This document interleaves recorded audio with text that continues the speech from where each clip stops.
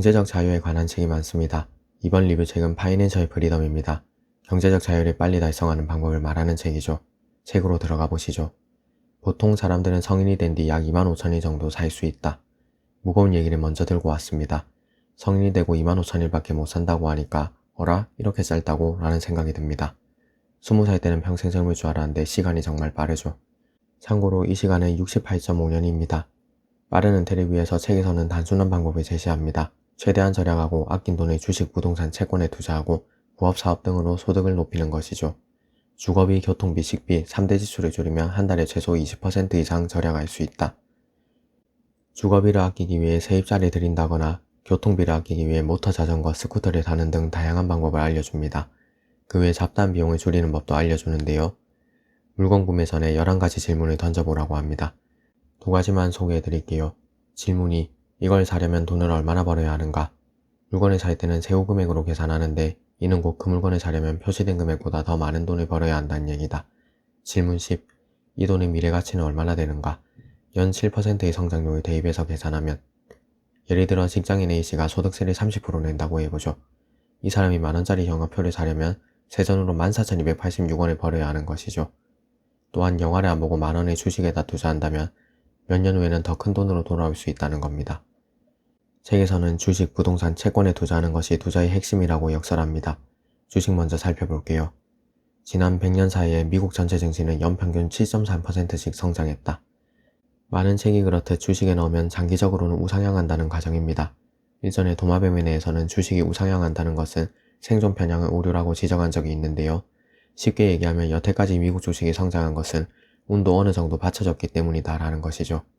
동독에 살던 투자자는 2차 세계대전 때문에 전 재산을 잃었고 미국과 소련 간의 핵전쟁이 벌어졌다면 미국 주식도 휴지 조각이 됐겠죠. 참고로 책에서는 개별 종목보다는 시장 전체에 투자하도록 얘기합니다. 시장을 이기기 힘들다며 말이죠. 하지만 저는 PBR 투자법을 즐겼습니다. 부동산 투자법도 살펴볼게요. 부동산 구입을 위해 필요한 액수만큼만 적당히 대출을 받고 대출 상환금이 월 수입의 30%를 넘어서는 안 된다.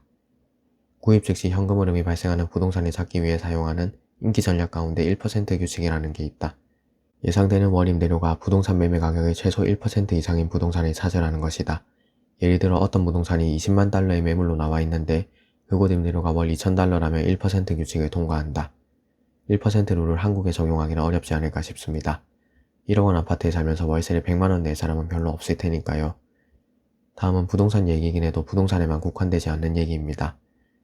마음에 들지 않는 부분이 발견되면 발을 뺄 수 있도록 검사 결과를 보고 난 뒤에 구입 의사를 밝혀야 한다. 아니면 최소한 고쳐야 하는 문제들을 바탕으로 가격을 깎을 채비를 해야 한다. 서류에 서명할 때까지는 거래가 마무리된 게 아니니까 그만두는 게 최선이라고 느낀다면 주저하지 말자. 서류에 서명하는 것은 정말로 신중해야 한다라는 것인데요. 삶의 지혜입니다. 그런데 갑자기 뒷북치는 얘기지만 은퇴하려면 얼마나 돈이 필요할까요? 저자의 주장을 살펴보시죠.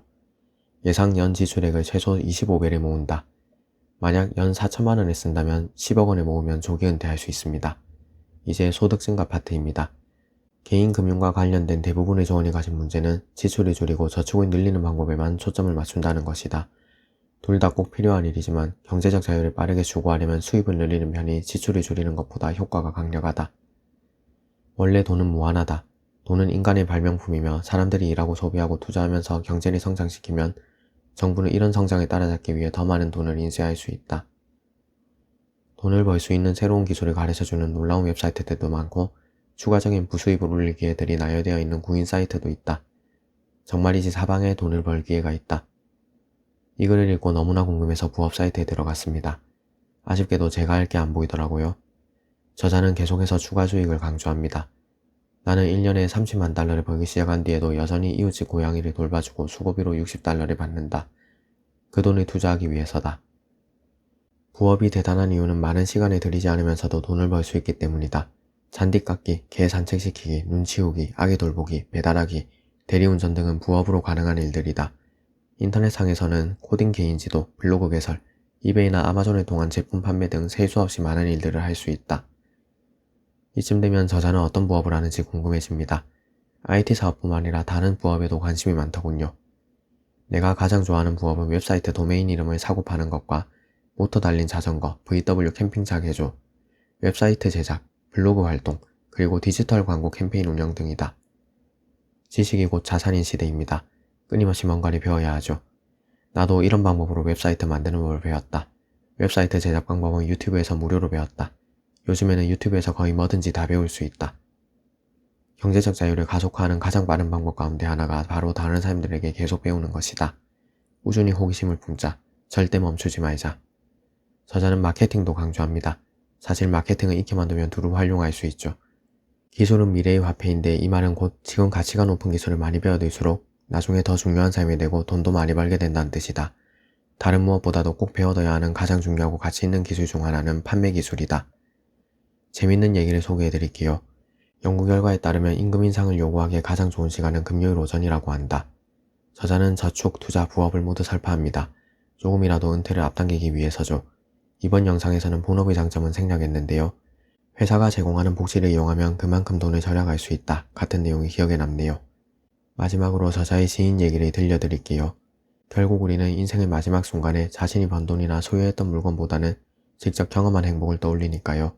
행복과 자유야말로 인생의 열쇠고 돈은 거기에 도달하는 수단에 불과합니다. 경제적 자유를 빨리 이뤄야겠습니다.